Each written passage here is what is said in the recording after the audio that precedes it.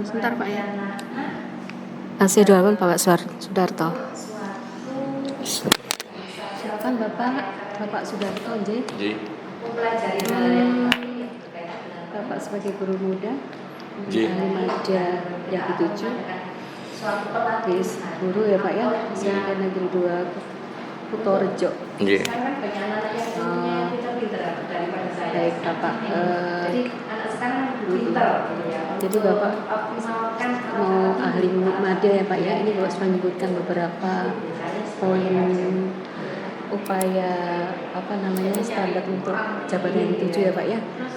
Untuk ini ada beberapa Bapak sebutkan di sini ya. Membimbing siswa, memberikan tugas asing, membantu siswa dan sebagainya Pak ya, sebagai wali kelas ini. Oke, ada banyak sekali sampai N ini Pak ya, sebutkan. Ya, tugas guru itu malah lebih banyak lagi. Banyak ya Pak ya.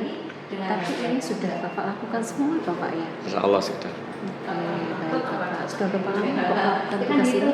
Mulai 2004. 2004 jadi 2 tahun Pak ya, hampir 2 tahun Bapak sudah bertugas sebagai di jabatan madya Pak ya? Maksudnya tugas-tugas madya sudah Bapak lakukan? Guru muda itu 4 tahun, guru muda. Ya, 2021. Tugas-tugas di sebagai guru mulai 2004. Oke. Sebagai guru 2024. Ya, 2004. Oh, 2004. Ya, sebagai guru. Oke. Ya. Maksud saya untuk jabatan di madya ini sudah Bapak lakukan semua. Oh, yang madya kan belum. Masalah sekarang baru muda. Enggak, maksud saya Bapak ini sudah menyebutkan bahwa tugas jabatan itu adalah bla bla bla sampai M ini ya. Terakhir mendukung program sekolah ya Pak ya. Kemudian yang telah Bapak lakukan di posisi madya ini Bapak sebutkan juga sudah sering Bapak lakukan. Ya kan ini sudah sering kan? Membimbing siswa, memberikan tugas asesmen pada siswa, membantu siswa dalam mengatasi masalah, mengerjakan organisasi guru, membimbing guru penjawat. Ada kemungkinan nanti kan sama juga sih. Tugas guru kan ya itu saja. Ya. Jadi kan, yang dituju ini sama dengan muda. Ya, mungkin juga nanti ada peningkatan gitu. Apa? Mungkin juga ada peningkatan senyampang. Perbedaannya apa Pak ya? Mungkin kan kita mungkin nanti dapat pelajaran lagi atau gimana gitu, nanti kita lebih berkembang lagi mungkin gitu. Oke, baik. Atau juga dari tadi apa yang pernah saya tak kenal tadi dan melalui uji tadi kan bisa saya sebagai apa itu ilmu pengetahuan tambahan saya untuk nanti bisa tularkan pada teman-teman yang lain. Untuk madya apa Mbak fokus utamanya Pak ya? Yang di tugasnya? Ke depan nanti jelas kita membimbing siswa. Siswa itu bagaimana siswa itu menjadi siswa yang sukses gitu. Itu saja. Itu sudah Bapak lakukan ya Pak ya? Iya. Sudah Bapak lakukan Pak ya? Membimbing siswa. Maksudnya presentasinya lebih tinggi gitu ya daripada yang muda ya, daripada level muda. Untuk minimal memang guru kan 24 jam minimal. Guru 24 jam. Nah, sekarang ini kan kecenderungannya coba guru kan yang PNS kan kecenderungannya menurun. Ada tambahan yang cuma GTT itu. Nah, beban kerja untuk yang PNS itu semakin lama semakin bertambah. Ada sekolah itu yang sampai 30 jam per orang. Baik Bapak, saya lanjutkan aja Pak kalau gitu Pak ya untuk yang tadi Bapak isi analisa kasus ya Pak ya. Iya. Baik Bapak, Bapak masih ingat Pak PT Petronas saja Bang Wetan. Iya. Atau saya ke ini aja dulu ya, pengalaman Bapak aja dulu ya. Memastikannya gimana? Pak Sudarto, bisa dijelaskan pengalaman Bapak, keberhasilannya Bapak sudah raih, bisa disampaikan Pak ya? Keberhasilan seorang guru itu apabila guru itu tahu bahwa anak didiknya menjadi anak yang sukses. Pengalaman Bapak aja. Betul. Jadi pengalaman Bapak itu seperti apa? Bisa diceritakan salah satu keberhasilan yang sudah lakukan? Salah satu keberhasilan juga Bapak peroleh sebagai guru itu bisa dijelaskan ke saya. pernah saya itu membimbing anak, Bu. Membimbing anak. Dan anak itu lomba karya ilmiah remaja tingkat kabupaten mendapat juara 2 pernah. Lomba PIR karya ilmiah remaja dulu pernah itu tahun 2019. Waktu hari ulang tahun Kabupaten Mojokerto. Terus itu Bapak membimbingnya seperti apa? Ya kita kita anak-anak itu kita beri arahan bagaimana cara supaya membuat karya tulis yang baik gitu. Meningkatkan kualitas Grup itu 3 anak itu. Mungkin mekanisme seperti apa Pak membimbingnya?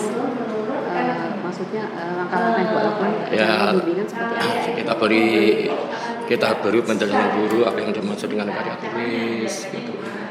Kemudian lebih lanjutnya kemudian temanya kita tentukan. Kemudian langkah-langkah yang harus kita lakukan dalam rumusan masalah dan seterusnya. Oh itu dengan cara Pak ya apa? Kita bimbing secara langsung anak itu. Model ini ya penambahan wawasan ya. Jadi anak kita bimbing secara langsung bertiga itu, kemudian dia nulis gitu kan, karena kalimat-kalimat yang baik, tanda baca yang baik sehingga kemudian menjadi karya tulis yang runtut gitu. Jadi ada prakteknya juga Pak. Kemudian setelah karya tulis itu selesai dikirim.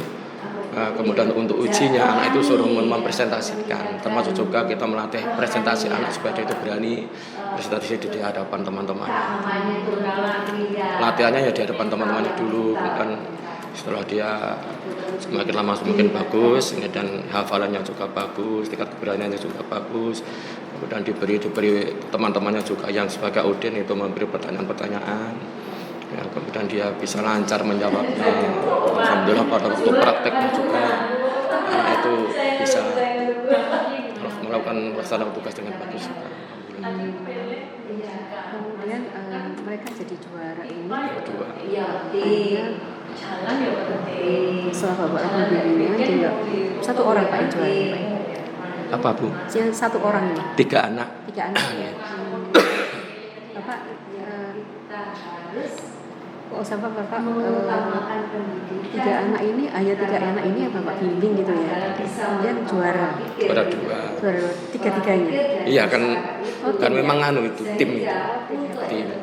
Bukan per anak tapi tim.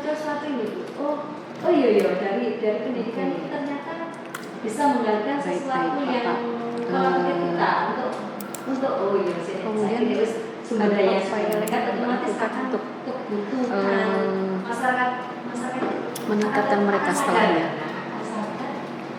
Apakah Bapak juga kerjasama dengan pihak lainnya untuk pengembangan anak ini? Untuk sekarang itu saya itu kalau ngajar itu ya titik beratnya itu bukan ya materi memang juga penting, sangat perlu sekali untuk penyampaian materi, transfer ilmu, guru sebagai mediator dan lain-lain juga penting. Tapi untuk kecenderungan anak sekarang itu kan akhlaknya, mentalnya, akhlak, adabnya anak sekarang itu lain dengan anak-anak dulu.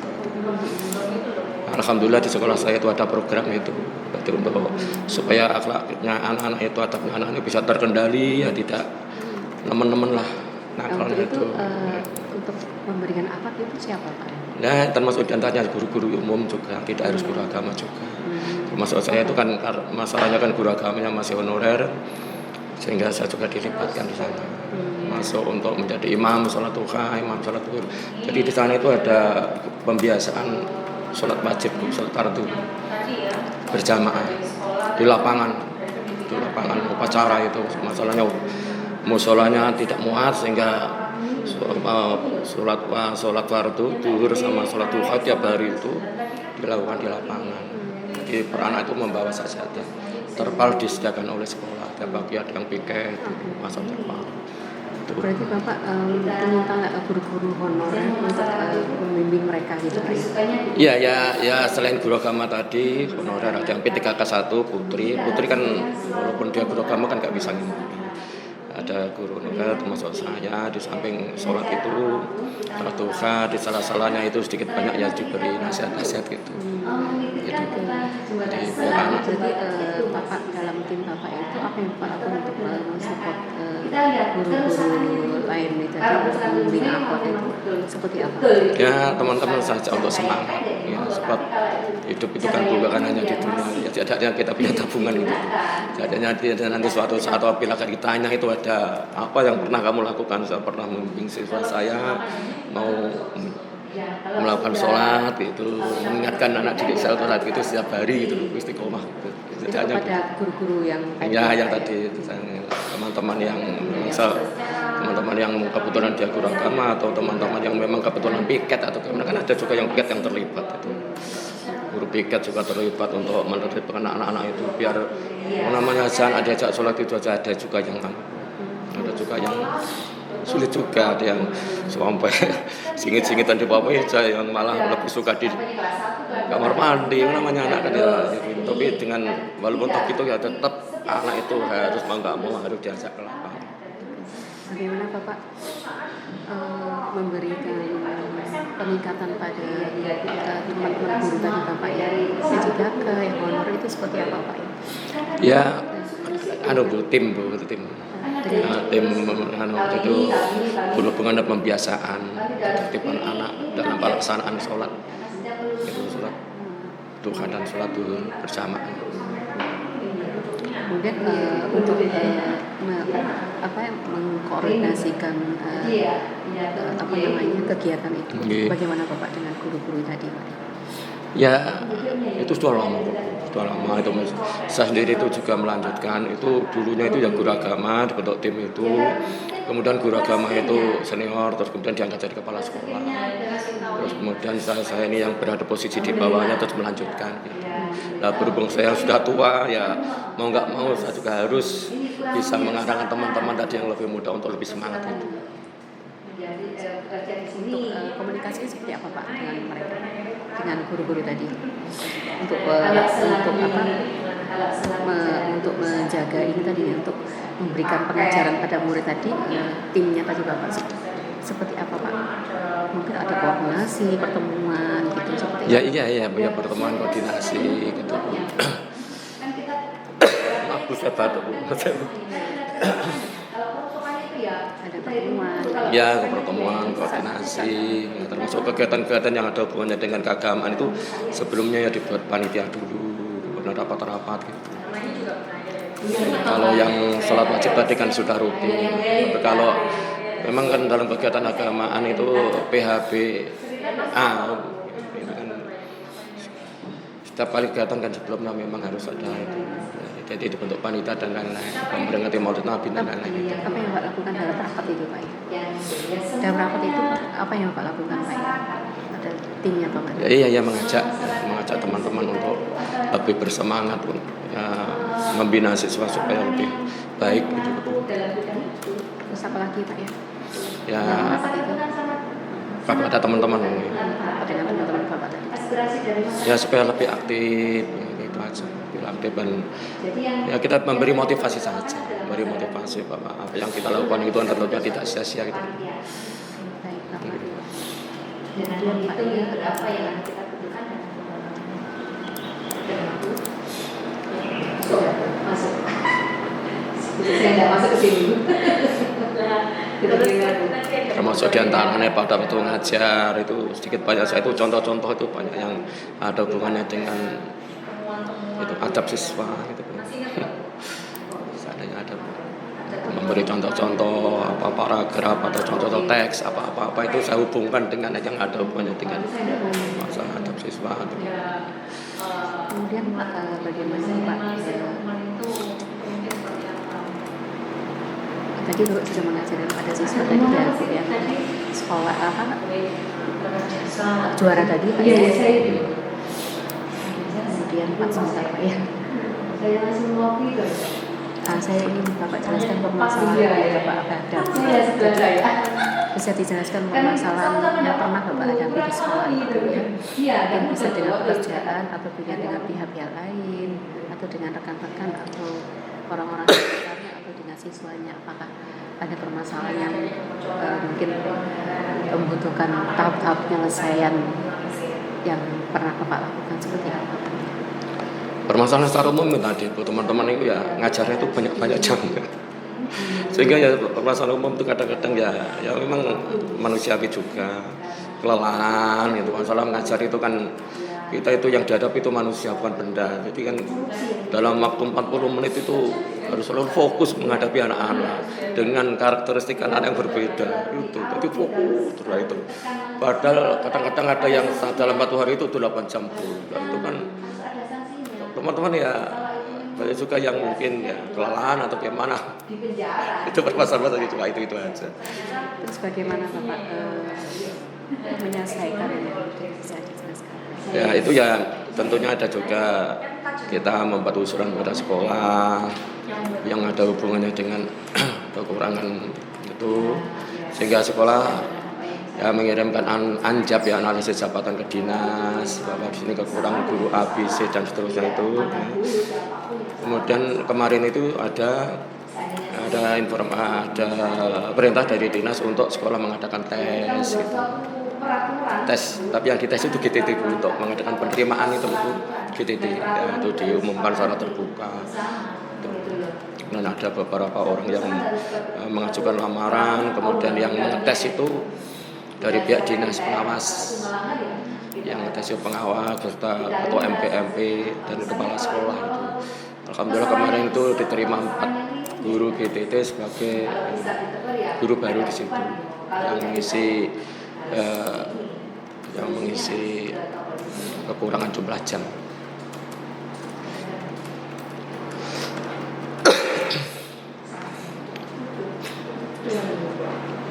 Aturan tadi kan sudah terkumpul.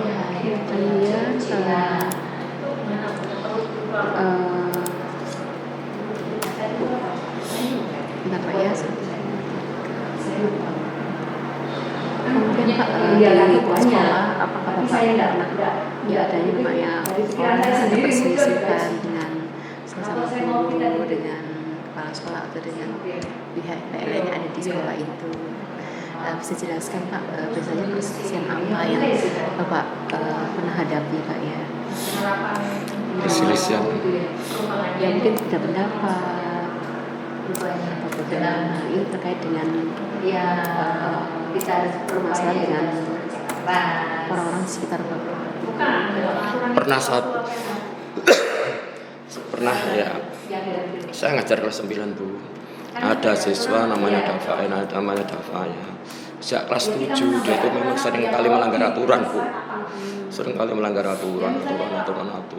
Tapi kok masuk ke aturan mungkin dia dulu pernah merokok atau gimana yang itu memang kan aturan yang dia melanggar aturan yang sudah fatal gitu. Dan penyelesaiannya itu karena kita juga dilarang ya itu ya seperti kejadian yang kemarin itu melakukan kekerasan dan lain, paling penyelesaiannya ya orang tuanya dipanggil, suruh membuat surat di atas materai. Tapi ternyata dia itu sampai kelas 9 padahal dia padahal dalam surat pernyataan itu dia sanggup untuk menaati aturan, apabila melanggar saya berjanji dikeluarkan. Tapi kadang-kadang di dalam prosesnya itu kadang kita sama teman juga kasihan kan gitu, jadi tidak segera untuk mengambil vonis, anak ini harus segera dikeluarkan gitu. Walaupun toh dia dari kelas 7 naik kelas 8, solusinya ya dipertimbangkan lagi untuk dibina lagi. Tapi kenyataannya semua teman-teman BK, wali kelas dan semua guru banyak yang membina. Tapi ya karena mungkin dia sudah pengaruh lingkungan atau gimana, sudah akut mungkin. Tapi ya tetap juga. Terus pada waktu itu saya ngajar di kelas lain. Kemudian saya melewati kelasnya Dava itu. Saya tahu bahwa Dava itu merokok. Saya tahu dengan mata kepala saya sendiri. Kemudian saya datangi, Dava kamu merokok ya? Enggak Pak, rokoknya dibuang. Rokoknya yang dipotong, yang sepotong dibuang, yang sepotong di bawah dan diinjak. Iya Pak. Saya tahu dia buang, saya ketemu dan diinjak itu. Saya lihat, ya coba kakimu dia. Kemudian saya ambil kamu rokoknya. Sekarang Polres BK itu. Kemudian ada temannya yang melindungi itu, melindungi terus.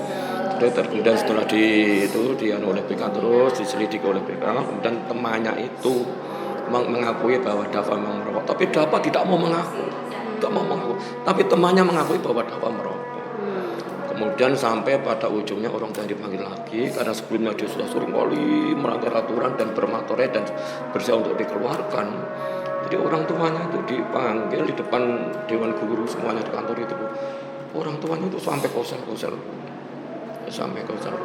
Saya juga waktu itu jadi saksi. Saya menyaksikan dengan mata kepala di bahwa Dava itu merokok. Entah sekarang penyelesaiannya seperti apa, BK saya sendiri orang tahu. Sebab saya baru membuktikan sekali ini, masa saya ngajarkan kelas 9 untuk pelanggaran sebelumnya saya tidak tahu. Tapi tadi sebelum saya suruh melakukan perbuatan. Ya walaupun toh orang tuanya kosel minta maaf ibunya dulu siswa itu juga pas itu ibunya kosel minta maaf punya ampun tenan aku itu supaya dipertahankan di sini masalahnya kan bentar lagi ujian kemarin ini ujian sekolah tapi tetap dikeluarkan. Enggak, sekarang saya dengar dia sudah lulus dengar karena kasus polisi juga. Kenapa? Karena kasus polisi. Oh. Ya, saya dengar kemarin itu karena polisi narkoba. Emang anak yang nakal sudah keterlaluan itu gimana kan sudah sulit itu. Kalau bagaimana juga ya kalau memang dia benar-benar nggak dapat hidayah memang sulit itu. Kemarin katanya nah sekolah narkoba disuruh bayar berapa puluh juta gitu sama polisi. Terus bisa dijelaskan ya ini dengan murid ya atau mungkin bisa dengan rekan kerja ya? Atau rekan-rekan di sekeliling Bapak pernah mungkin ada perbedaan pendapat gitu. Nah itu tadi. Jadi memang Dava itu kenapa dia kok dari kelas 7 sampai kelas 9? Maksudnya dengan rekan. Ya, itu ada wali kelasnya kadang yang melindungi, Bu. Itu masalah. Melindungi lah, masalahnya wali kelasnya melindungi Mas. Walaupun dia melakukan padahal kadang-kadang dia itu pintar mau bolak-balikkan kata, kadang-kadang malah guru yang mengetahui bahwa dia melanggar aturan malah karena fitnah. Akhirnya kan guru sama guru kan berpotensi untuk konflik lah, itu bisa juga anak yang sampai sejauh itu. Tahunya ya terakhir itu memang Dava itu sudah nggak bisa diperbaiki dikeluarkan tahunya dulu guru yang kan guru kalau dia itu kan nggak tahu juga guru itu kalau dia mempercayai perkataan murid bahwa dia itu nggak melakukan sesuatu pelanggaran kan gitu. Dia percaya dengan perkataan murid sehingga dia itu sampai dengan temannya sendiri itu berkonflik juga sama guru tapi pada akhirnya dia tahu dengan bukti itu. Karena kita memberi penjelasan kepada guru itu sendiri kan juga sulit sebab dia sudah terpercaya kan gitu. Mungkin saya bisa jelaskan penguasaan Pak ya. Mungkin perselisihan Bapak dengan rekan Bapak mungkin sesama guru gitu mungkin di rekan-rekan Bapak dengan Bapak dengan mungkin ada perbedaan pendapat atau perselisihan itu bisa dijelaskan Pak dan bagaimana Bapak meresponnya? Ada Bu itu, tapi ini ya sedikit agak ada hubungannya dengan asusila itu. Guru GTT itu apa itu COD, tapi COD kok tidak di sekolah. COD pesan barang itu pesan tapi dia itu janjiannya itu di masjid seberang sekolah. Kemudian ada surat kaleng mengetahui bahwa orang seperti itu dianggap bla bla bla bla begitu dia itu berusaha untuk mengeluarkan guru GTT itu dengan surat kaleng itu tadi. Terus sekolah ya termasuk kita ini sebagai ya, orang tua yang mungkin dianggap oleh kepala sekolah disuruh untuk ikut berembuk ya untuk menyelesaikan masalah gimana caranya gitu. Kemudian semuanya dipanggil Bu. Guru tersebut dipanggil. Kemudian sampai pada orang tadi mobil tadi yang difoto oleh surat kaleng tadi itu kita telusuri Bu dan ketemu juga petugas yang tadi mengantarkan jajan tadi itu kita dipanggil semua dan kita konfrontasi apakah benar bahwa dengan ini punya istilah ada hubungan yang spesial dengan guru ini, kita telusuri semua itu. Gitu. Setelah kita harus ternyata menurut pengakuan dia tidak ada hubungannya dengan apa-apa, tidak ada hubungannya apa-apa. Berarti memang dia yang tadi berkirim surat tadi itu istilahnya mempunyai maksud yang tidak baik. Lah katanya versi orang yang mau dijatuhkan tadi, orang yang dijatuhkan tadi itu pernah disenangi oleh orang itu tadi, tapi dia tidak menghiraukan, tidak mau itu. Cuma buat masalah. Jadi kita tidak serta-merta langsung mempercayai informasi yang mungkin dan tanda hoax itu tadi, kita buktikan gitu. Jadi ada komunikasi ya dengan sebelumnya ya. Oke, baik Bapak. Kemudian saya ingin menjelaskan terkait dengan bagaimana Bapak memberikan pelayanan pada murid-murid Bapak selama ini, upaya Bapak seperti apa pada mereka. Tentunya saya bekerja dengan baik, Bu, datang tepat waktu, beri salam, mengajar sesuai dengan prosedur. Kemudian tidak lupa tadi itu selalu mengingatkan, ya, terutama ya berhubungan dengan tadi, berhubungan dengan akhlaknya anak. Apabila kadang-kadang anak itu ya tanpa sadar atau gimana kakinya diangkat di atas kursi, atau tanpa sadar atau gimana anak itu kadang-kadang temannya lewat dijegal. Ya gitu tuh selalu untuk mengingatkan anak supaya menjadi lebih baik dan lebih baik gitu. Dan terutama apabila anak-anak itu akan pulang, kita ingatkan supaya berhati-hati, hati-hati nak ya. Jadi banyak baca selamat, mungkin di perjalanan nanti nama cuma satu, saya selalu mengingatkan. Kalau terakhir jam terakhir pulang, dan sebelumnya suruh untuk mematikan kipas dan lain-lain, suruh untuk belajar yang rajin, baju harus dimasukkan, dan kalau berkomunikasi yang baik gitu, anak itu ya. Itu dalam forum apa? Ya, kalau mengajarkan seperti itu. Pada saat Itu kalau saya kata gitu itu benar bisa menasihati anak itu nikmatnya bukan main.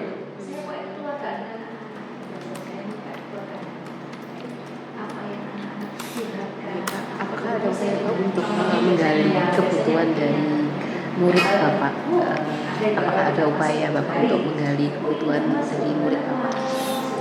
Ya, tiap kali pembelajaran tentunya kan mungkin ada anak-anak yang bertanya gitu. Jadi pertanyaan itu kadang-kadang ya kadang juga ya ada hubungannya dengan pelajaran, ada juga berhubungan dengan yang mungkin di luar pelajaran, tetap kita layani.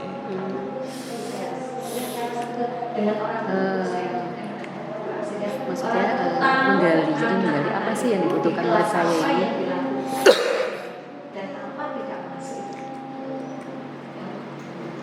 Apa sih yang dibutuhkan murid saya ini? Apakah ada upaya itu?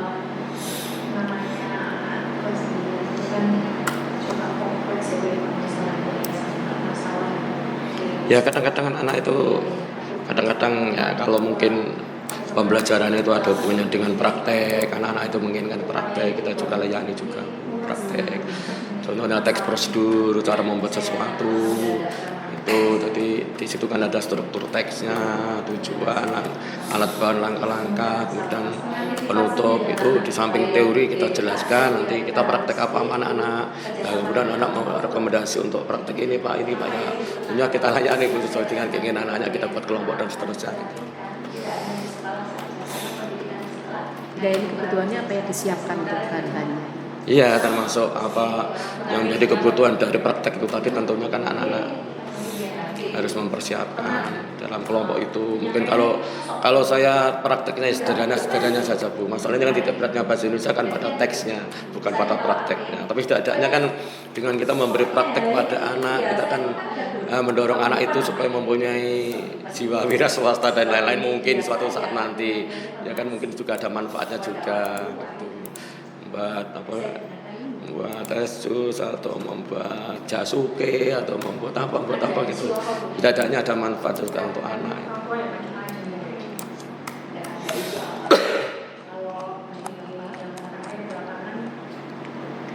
Mungkin masalah sudah sampai satu.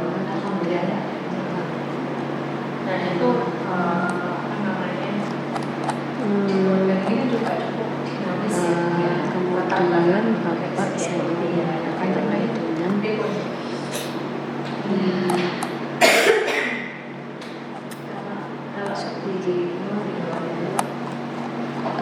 apakah ada upaya Bapak untuk mungkin Bapak pernah ada perubahan prosedur mungkin di tempat kerja Bapak ya mungkin di sekolah Bapak ada perubahan mungkin perubahan petunjuk teknisnya atau perubahan kebijakan ataukah perubahan apa pernah ada bisa di Perubahan-perubahan yang memang sering kali ada perubahan Bu. Saya ngajar sejak 2004 itu ada perubahan kurikulum juga ada. Dari mulai kurikulum KTSP, ya kemudian kurikulum 13, ya kemudian kurikulum Merdeka, kemudian sekarang yang baru yang menteri baru kurikulum Merdeka dengan pembelajaran mendalam itu. Jelas kita juga harus menyesuaikan. Nah, pada saat itu apa yang Mbak lakukan ketika ada perubahan tersebut? Ya, tentu sebelumnya juga ada pelatihan Bu, ada pelatihan dan kita bersama sama teman-teman di dalam pembuatan modul dan lain-lain. RPP dulu sekarang berubah jadi modul itu. Baru dulu RPP rencana pembahasan sekarang modul. Bersama dengan teman-teman. Apakah Bapak juga mengubah metode Bapak mengajar? Ya tentunya juga ada perubahan. Apa yang Pak lakukan ketika ada perubahan itu? Salah satu contoh saja perubahan dari apa ke mana, terus perubahan metode yang Pak lakukan apa? Ya kalau sebelumnya dulu KTSP itu kan berfokus pada kebutuhan sekolah kurikulumnya. Tapi kalau kurikulum sekarang kan kurikulum ya sama juga sesuai dengan kebutuhan tapi disesuaikan juga dengan silabus yang sudah ditentukan oleh pemerintah. Gitu. Kemudian apa yang Bapak lakukan perubahan? Apakah ada metode yang Bapak ya sekarang ada titik-titik tertentu yang harus dihubungkan dengan contohnya tadi wira swasta, dunia usaha dan lain-lain yang untuk pelajaran mendalam ini. Itu titik beratnya pada itu. Jadi maksudnya mendalam itu ada sebagian materi-materi yang memang harus dihubungkan dengan dunia ekonomi, dunia bisnis, dunia jasa dan lain-lain. Kalau sekarang. Kemudian apakah ada Bapak upaya untuk merubah metode mengajar Bapak pada saat itu dengan adanya perubahan itu? Perubahan metode Bapak metode Bapak mengajarnya. Apakah juga Bapak merubah? Ya tentunya kita juga harus berubah. Seperti apa Pak? Ya contohnya tadi, jadi contohnya pembelajaran mendalam ya tadi anak-anak kita ajak untuk praktek. Gitu. Praktek itu sendiri kan ya, pendalaman terhadap materi. Di samping itu anak dikenalkan dengan wirausaha dan lain-lain. Di samping itu ada juga kadang-kala juga ada pameran-pamerannya itu produk usaha itu. Seperti apa contohnya? Apabila kita praktek membuat sesuatu jajan atau apa itu kadang-kala kan sekolah itu tiap hari apa itu ada pameran untuk itu wirausaha anak-anak wirausaha itu nanti berhubungan dengan materi pelajaran lain contohnya dengan pelajaran IPS hitung-hitungan masalah modal dan seterusnya itu modal kemudian modalnya berapa lakunya berapa laba berapa kan akhirnya berhubungan dengan materi pelajaran yang lain. Contohnya. Biasanya siapa sih yang diusahakan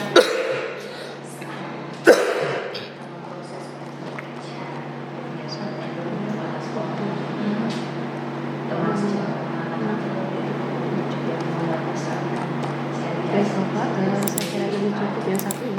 Saya akan mengalih ke yang lainnya Pak ya. Saya satu lagi yang Bapak harus sampaikan. Nah, Bapak masih ingat tadi masalah angkasa kasus PT Pemkot Persada? Iya. Masih ingat? Tolong diingat-ingat Pak ya. Jadi PT Pemkot Persada ini kan badan usaha milik daerah yang dimiliki oleh provinsi Bang Wetan. Masih ingat Bapak tadi? Ya, sedikit. Awalnya tadi ya gopo Bu. Lihat soal seperti ini, awalnya gopo dengan teks yang begitu panjang, belum sempat baca waktu sudah 30 menit, gopo Bu itu Bu. Saya kan baru baca saja, baru mengerjakan satu kan. Iya. Mikir Iya. jawabannya. Iya. Nah, Bapak sambil mengingat Pak ya, saya ingin melakukan konfirmasi Pak ya, terhadap apa yang sudah Bapak isi tadi. Iya.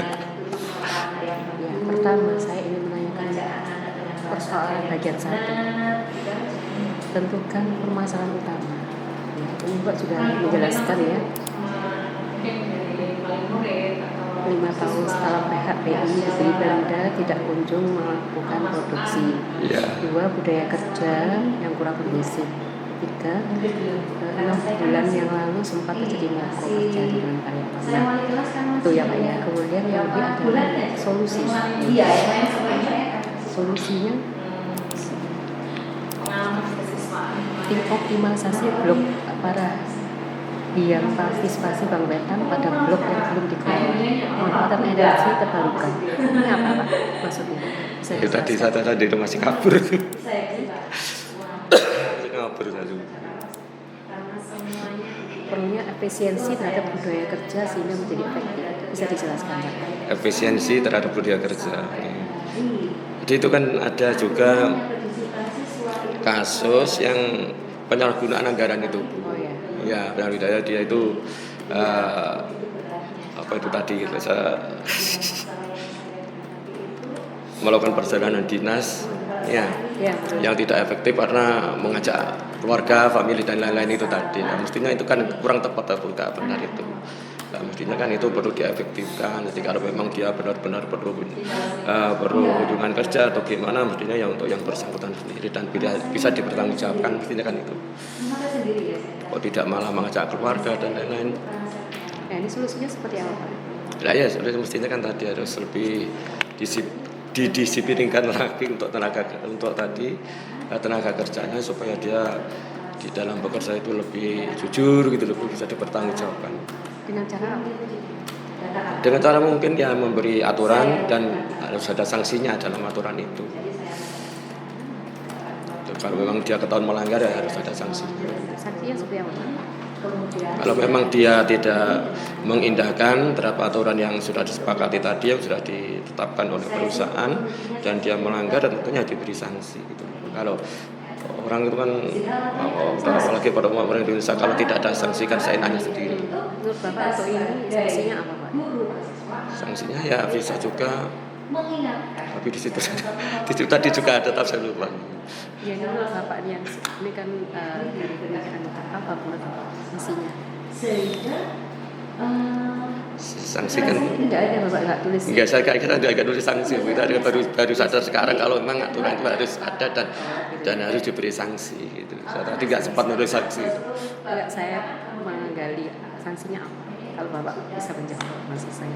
Sanksinya ya. Sanksinya mungkin ya, karena sanksi itu kan harus mendidik juga ya. Mungkin yang pertama SP 1, SP 2, dan ketika karena dia tiap mengindahkan SP 1, SP 2, SP 3 tentunya ya pemutusan hubungan kerja itu.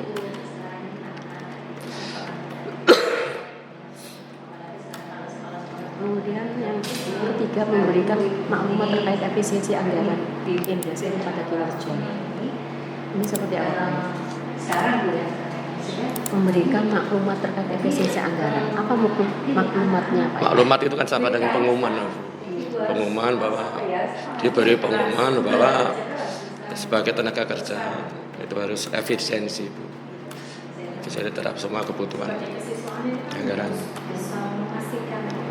Efisiensi itu kan mempunyai pengertian hati-hati juga bisa. Supaya tidak dengan mudahnya untuk melanggar peraturan gitu. Pengumumannya mekanisme gimana Pak? Pengumuman itu bisa saja kan bisa tertulis. Bisa nama saja pengumuman tertulis seperti halnya pemberitahuan itu. Jadi undang-undang atau ketentuan yang sudah ditulis itu diinformasikan kepada semua karyawan yang melalui tentunya direksinya atau gimana kan. Jadi direksinya kan tentu nanti menyebar ke semua karyawan. Kemudian kemudian Pak ya, yang ketiga ya, C, tentukan risiko dan solusi yang sudah Anda tentukan. Kalau solusinya seperti itu Pak, bagaimana Pak risikonya dan antisipasinya?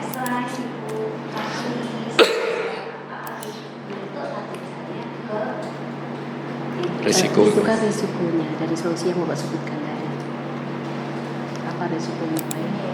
Ya risikonya tentunya ya tergantung yang bersangkutan Bu. Kalau memang dia mengindahkan, ya kalau dia tidak mengindahkan maklumat yang sudah ditetapkan oleh perusahaan, tentunya dia juga harus berani mengambil risiko SP1, SP2 dan tadi dan istilah kemungkinan yang terburuk.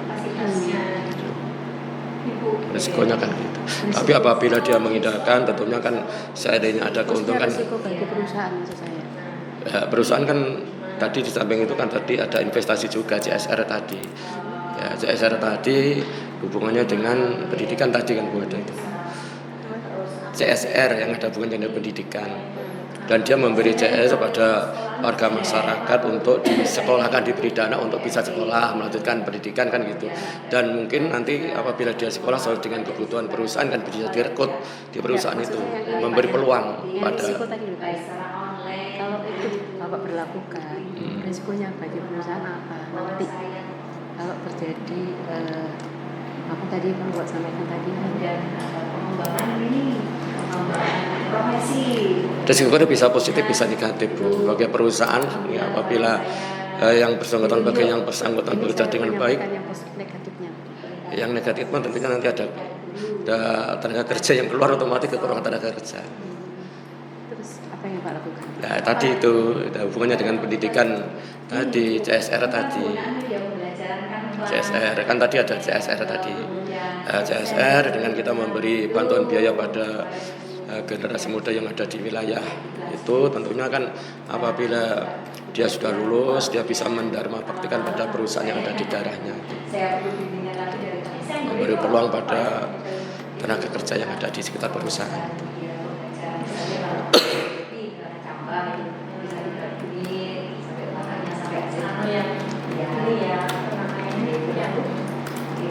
Baik Pak, lanjut ya Pak ya. Kemudian bagaimana strategi memperbaiki bisnis, proses bisnisnya dan meningkatkan profit dari PT Petro. Jadi kan ada 4 perusahaan, ya kan ya? Ada 4 perusahaan. Bagaimana strategi Bapak untuk meningkatkan profit? Yang satu tadi masih eksplorasi, karena dia masih eksplorasi, otomatis dia belum mendapatkan hasil kan. Ya, tentunya kan bisa dibantu juga oleh perusahaan, anak perusahaan yang lain yang sudah mendapatkan hasil dan mendapat keuntungan. Gitu. Jadi ada satu tadi yang perusahaan tadi yang masih eksplorasi. Eksplorasi itu kan dia baru menggali itu, ya, belum mendapatkan hasil. Tentunya kan belum ada untung juga. Nah itu bisa juga dibantu oleh ketiga perusahaan yang lainnya. Yang sehingga dapat mendapatkan hasil dan bisa untuk membangun perusahaan secara keseluruhan.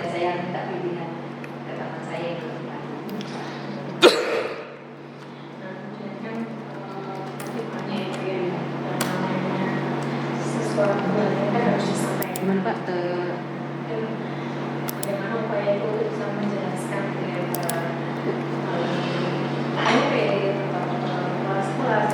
dibantu oleh perusahaan yang lain gitu ya Pak ya? Maksudnya anak perusahaan. Ya kan anak perusahaan kan 4, yang satu masih eksplorasi, yang 3 kan sudah beroperasi, termasuk yang satu tadi di bidang jasa, ya pergudangan dan lain-lain tadi kan sudah mendapatkan hasil itu. Dengan dia sudah mendapatkan hasil kan dia bisa membantu tadi. Secara umum tadi saya lihat itu di masih ada keuntungannya juga secara umum. Secara keseluruhan itu. Masih ada keuntungannya juga di apa di namanya itu. Membantu secara modal gitu ya. Okay. Selain itu apa Pak harus dilihat? Selain itu ada yang lain ya? Ya tadi efisiensi tadi. Efisiensi apa Pak? Efisiensi tadi. Efisiensi anggaran tadi. Kemudian dengan cara apa Pak efisien anggaran? Ya, sesuai dia melakukan tugas sesuai dengan juknisnya. Sudah ditetapkan oleh perusahaan. Ini menjadi isu yang krusial sebagai kesiswaan. Ada lagi optimalisasi perluasan sektor jasa ya Pak. Dalam Optimalisasi dan perluasan sektor jasa. tadi saya kopi saya beda. Tadi kan saya belum saya kopi saya beda. Saya mau ketik mengenai turun naik turun dia juga lama gitu. Sudah, apalagi ada ya Pak? Ya, Cukup itu. Ya, cukup itu. Kemudian ini Pak strategi, nah kemudian kalau sudah ini sudah dikelola dengan baik, strategi pengembangan SDM-nya seperti apa Pak? Tentunya kayak pelatihan kalau masalah pengembangan SDM kan bisa melalui proses pelatihan itu. Tapi kalau di situ tadi saya lupa gitu. Optimalisasi blok parian, bagian pengolahan minyak mentah secara mandiri. Pengolahan minyak mentah secara mandiri. Oh ya itu tadi ya pengolahan minyak mentah secara mandiri itu. Seperti apa Pak? Ya tentunya ya dibutuhkan tenaga-tenaga yang memang profesional dan peralatan-peralatan yang memang mumpuni.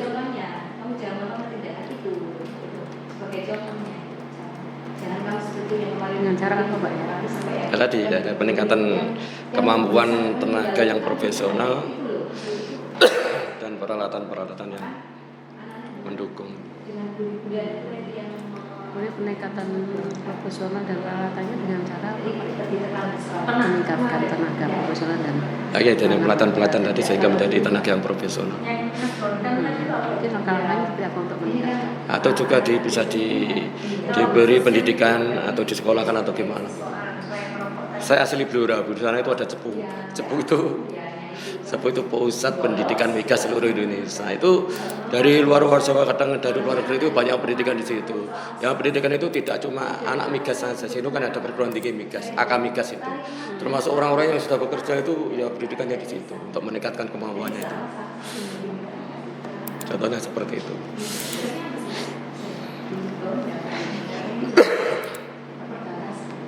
Antisipasi interest bank wetan pada blok migas yang belum terkelola. Ya termasuk juga diantaranya itu mungkin ada kalau di suatu tempat diteliti ada kemungkinan untuk gasnya juga bisa dikelola lagi gitu. Eksplor lagi, bangun lagi. Ada pengembangan usaha bisa juga.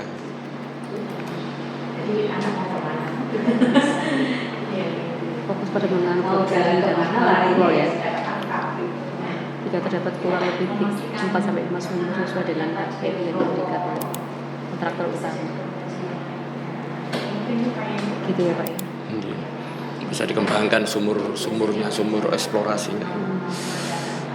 Dengan cara apa Pak? Pengembangannya Tentunya ya dengan cara itu Bu ya tenaga profesional dia bisa meneliti kandungan minyak atau gas yang ada di produk bumi itu kalau memungkinkan ada keuntungan ya bisa dieksplorasikan gitu. Kalau ada keuntungan.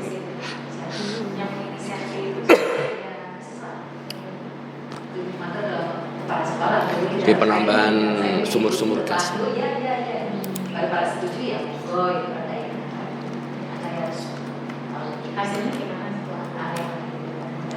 pemanfaatan energi terbarukan.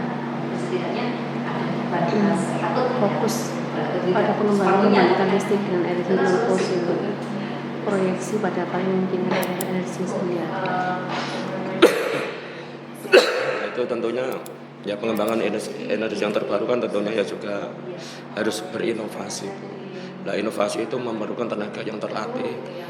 Dia sebagai peneliti apakah bisa suatu contoh kan sekarang itu minyak sawit itu bisa diubah menjadi minyak biodiesel contohnya seperti itu kan bisa juga. Itu kan energi yang terbarukan contohnya seperti itu. Jadi tidak dari fosil saja. Tenaga terlatih dari mana Pak nanti? Belajar kan sebelumnya dikembangkan melalui pendidikan dulu. Dari mana nanti? ya dari tenaga-tenaga yang ada di perusahaan itu, kalau memungkinkan dia untuk bisa dikembangkan, dididik kembali kan juga bisa disekolahkan lagi atau gimana. Ke mana Pak? Ya ke lembaga-lembaga pendidikan yang lembaga-lembaga pendidikan formal yang sudah kredibel, atau juga mendatangkan para ahli dari luar negeri atau gimana yang bisa mendidik karyawan-karyawan itu menjadi orang yang tahu energi terbarukan. Gitu. Bisa dengan menyekolahkan atau juga bisa mendatangkan para ahli gitu.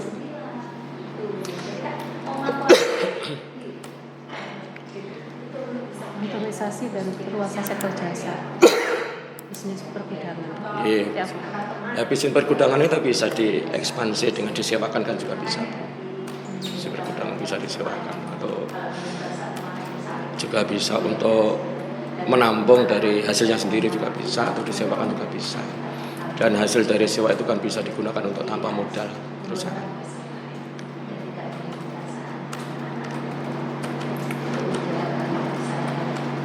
Suatu pekerjaan. Kalau saya begitu. Jadi selama ini saya Bagian 2 Pak ya.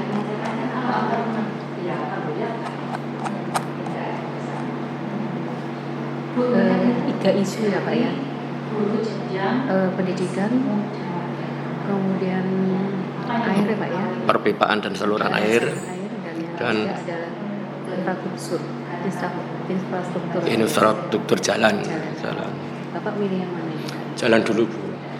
Sebab jalan itu selain digunakan untuk operasional perusahaan, juga digunakan untuk operasional warga, sehingga roda ekonomi bisa berjalan Bu.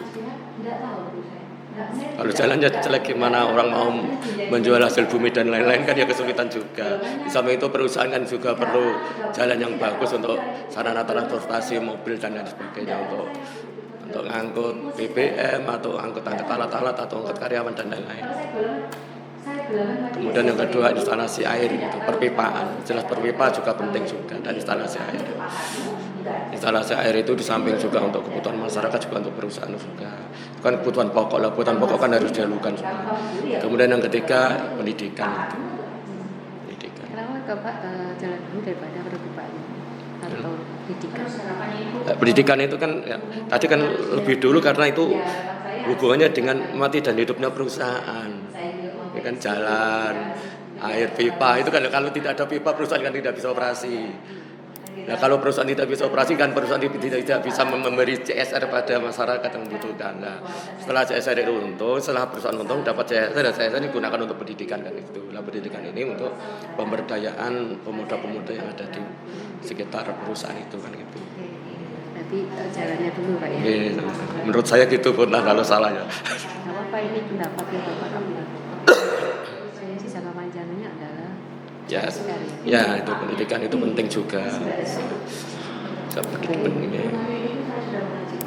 Kemudian bagaimana mengakomodir kepentingan dari proses yang tidak dipilih. Jadi Bapak prioritas kan tadi jembatan jalan. Nah kalau yang tidak dipilih bagaimana? Mungkin setelah 3 itu ada usulan 1, 3, 4, 5, 6 dan itu ada kita tabung saja. Kita tabung saja, kemudian tapi sebelumnya masyarakat kita jauh untuk musyawarah, kita beri pengertian, karena dananya cuma sekian, ada keuntungan perusahaan sekian dan perusahaan mampu memberi dana sekian untuk kegiatan CSR. Ya, kegiatan CSR ini digunakan untuk hal yang penting-penting saja dulu. Kemudian bagi yang belum kita prioritaskan, kita tabung saja. Kemudian kita urut, kita prioritaskan nanti untuk kedepannya apabila ada keuntungan lagi yang C, D, E ini kita kerjakan gitu. Tapi beratnya pada musyawarah dulu, masyarakat diberitahu. Masalah kalau nggak diberitahu ya nanti kan timbul sudun juga. Dampak sosialnya tentunya Pak ya.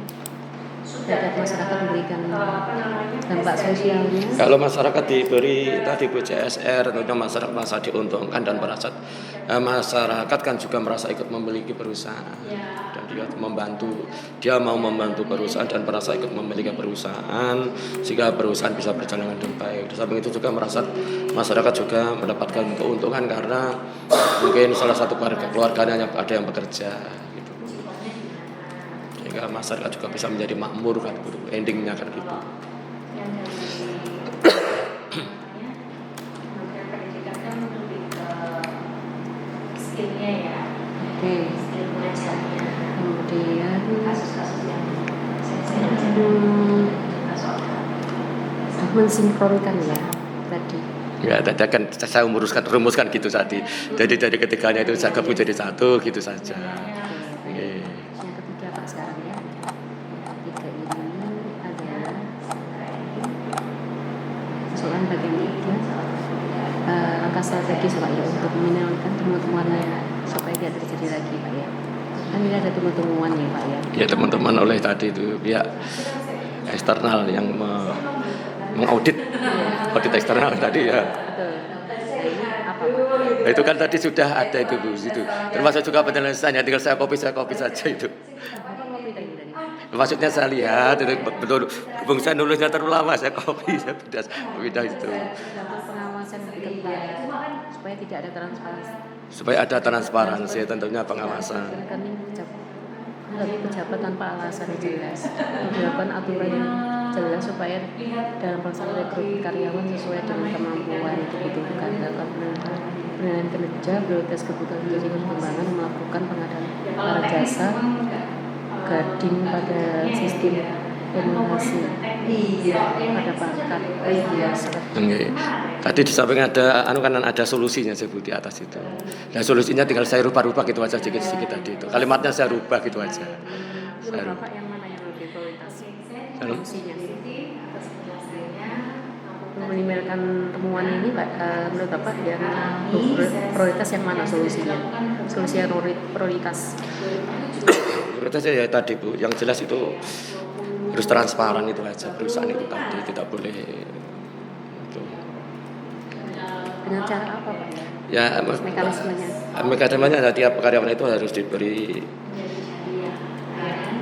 setelah diberi apa itu maksudnya diberi penekanan bahwa dia harus bertanggung jawab terhadap anggaran yang diberikan terhadap dia harus bertanggung jawab terhadap anggaran yang telah diberikan. Seandainya dia melakukan perjalanan dinas tadi sesuai dengan kebutuhannya, sesuai dengan istilah aturan yang sudah ditentukan. Seandainya suatu contoh mau ke Surabaya dari Mojokerto 50 tidak boleh lebih suatu contoh kan gitu. Iya. Kemudian ini Pak usulan perubahannya Pak ya. Usulan COC-nya ya. Di sini Bapak sebutkan setiap insan perusahaan melaporkan setiap fakta penyimpangan pedoman etika perusahaan dan tata perilaku. Ini Pak ngopi ya Pak? Iya, saya baca terus saya copy terus saya rubah Bu. Tidak saya copy plek saya rubah lagi. Saya runtutkan kalimatnya gitu loh. Tapi saya juga rubah kalimat sekali. Saya runtutnya kalimat. Kan kalimatnya tadi yang dibalik-balik gitu, yang di atas. Terus saya copy terus. Masalahnya kalau saya lihat sesuatu kadang itu lupa lama itu Bu. Enggak ada kan saya perbaiki saya edit di bawah bukan di atas gitu. Menurut Bapak dari apa yang ada di sini Pak ya, mana yang menurut Bapak yang lebih pas Pak ya? Untuk perubahan COC-nya Pak ya. Masa tadi agak lupa Mas.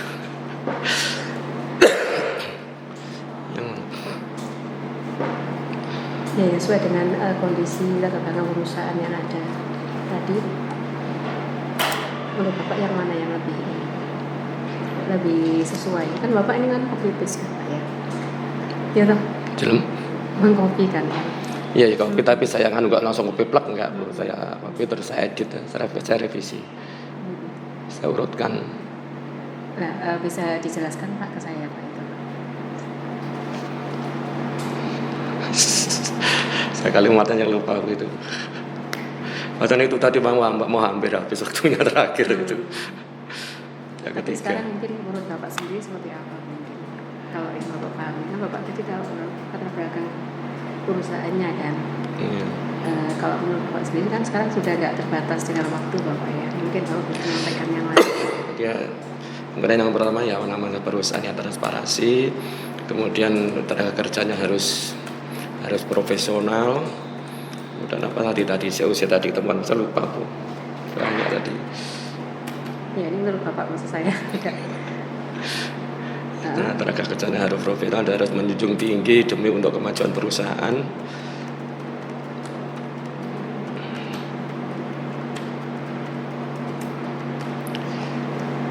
Menjunjung tinggi apa Pak?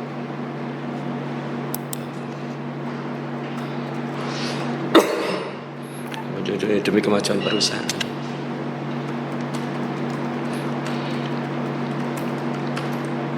Apalagi Pak?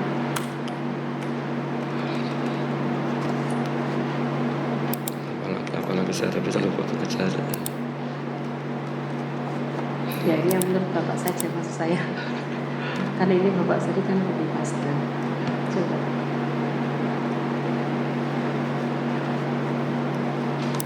Itu saja Pak. Harus tadi apa? Pengembangan usaha.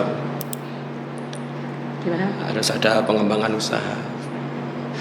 Tadi tahu tadi hubungannya dengan itu tadi temuan kemudian iya temuan sih, temuan ya makanya enggak yang atas ya.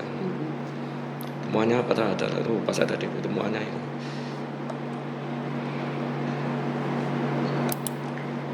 Ini kemudian yang terakhir Pak, program usulan peningkatan komitmen pegawai seperti apa Pak yang akan Bapak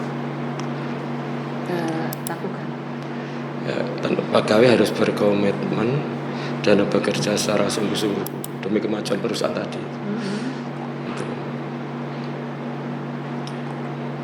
Maksudnya programnya Pak ya, program yang akan Bapak usulkan, program kegiatannya.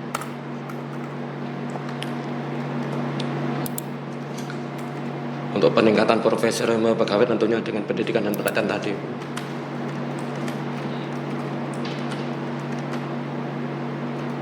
Pendidikan, pelatihan, tentunya juga dibutuhkan integritas.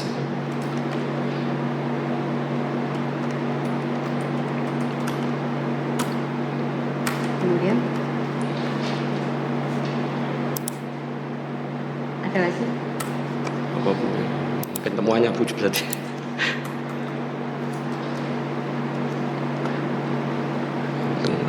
Lupa saya.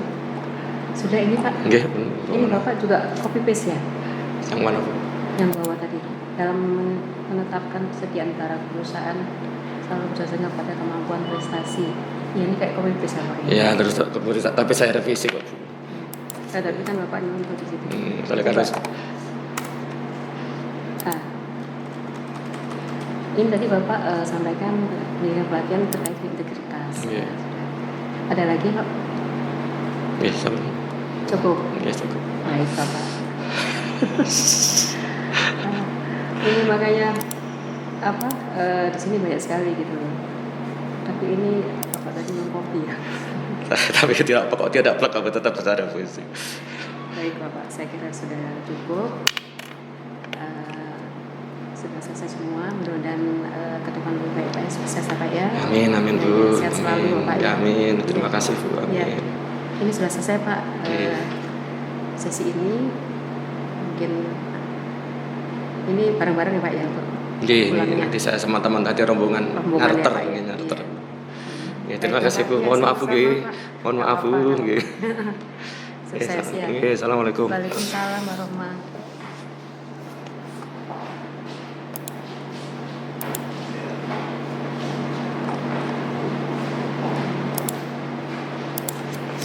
Selesai sudah AC 28.